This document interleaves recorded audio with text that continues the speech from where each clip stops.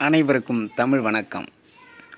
ஒரு நாட்டை ஆளக்கூடிய மன்னனின் நற்குணங்கள் எப்படி இருக்க வேண்டும், அவனுடைய நல்ல செயல்கள் எப்படி இருக்க வேண்டும் என்பதை திருவள்ளுவர் திருக்குறளில் 39வது அதிகாரம் இறைமாட்சியில் மிக தெளிவுபட எடுத்து கூறியுள்ளார்.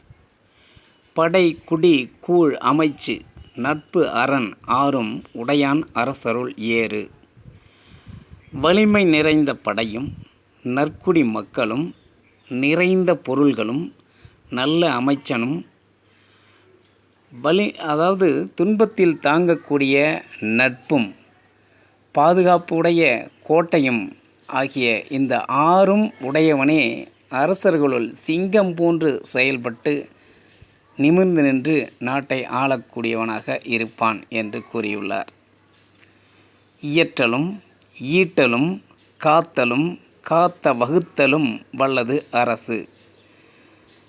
செல்வம் வரும் வழிகளையெல்லாம் அறிந்து செல்வத்தை பெருக்குதலும், அப்படி வந்த செல்வங்களை சேர்த்து வைத்தலும், அந்த பொருளை கவராமல் காத்தலும், காத்த பொருளை நாட்டிற்கு நன்மை செய்வதற்காக செலவிடுதலும் உடைய அரசனே சிறந்த அரசனாவான்.